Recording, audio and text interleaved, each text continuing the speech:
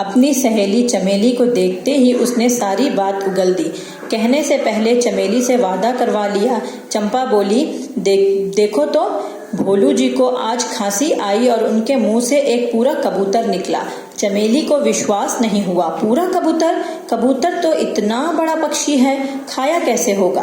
अब जब चंपा अपनी दोस्त चमेली से मिली तो उसने और ज्यादा बढ़ा चढ़ाकर अपनी सहेली से बताया। उसने क्या बताया कि पता है तुम्हें, जब भोलू भैया को खांसी आई तो उनके मुंह से एक पूरा कबूतर निकला। जिसको सुनकर चमेली तो बहुत आश्चर्यचकित हो गई और उसने कहा कि ऐसा कैसे, कोई कबूतर कैसे खा सकता है? उन्होंने कबूतर कैसे खाया होगा कि कबूतर निकल आया?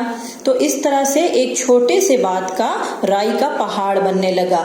इसलिए बच्चों, हम जब अपने अंदर कोई राज रखते हैं, कोई रहस्य रखते हैं, तो हमें किसे उसका पात्र बनाना है, बहुत सोच समझकर अपने राज का या अपने रहस्य का पात्र बनाना चाहिए। क्योंकि हम बोलते कुछ और हैं, अपना रहस्य हम किसी के सामने खोलते हैं, लेकिन वो बात का बतंगड़ बनकर फिर पूरे जगह पूरी दिशा में फैल जाता है।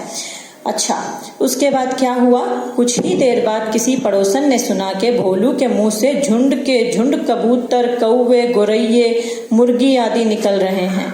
अब थोड़े देर के बाद में ये कहानी और ज्यादा बढ़ गई और ज्यादा बात फैली। और क्या बात फैली कि भोलू जी के मुंह से बहुत तरह के प्रकार के अलग अलग प्रकार के कौवे, गोरैया, मुर्गी आदि निकल रहे हैं। गांव में पूरी तरफ ये चर्चा हो गया और सब लोग सुनकर बहुत आश्चर्यचकित हुए। गांव में यहाँ तक खबर फैला दिया गया कि कई आकार तथा रंग के पक्षी, विदेशों के पक्षी भी भोलू के मुंह से निकल रहे हैं और इन पक्षियों से आकाश भर गया है, राई का पहाड़ बन गया। तो और भी बात फैलते फैलते 1 से 2, 2 से 3, 3 से पूरे ग्रामवासियों में फैल गई कि भोलू जी के मुंह से 1 नहीं, 2 नहीं, बल्कि तरह तरह के पक्षी, रंग बिरंगे पक्षी और यहाँ तक के ऐसे ऐसे विदेशी पक्षी भी निकल रहे हैं। विदेशों में जो पक्षियां पाए जाते हैं, जो हमारे देश में कुछ पक्षी ऐसे होते हैं जो हमारे देश में नहीं पाए जाते हैं, उस तरह के पक्षी भी उनके मुख से निकल रहे हैं।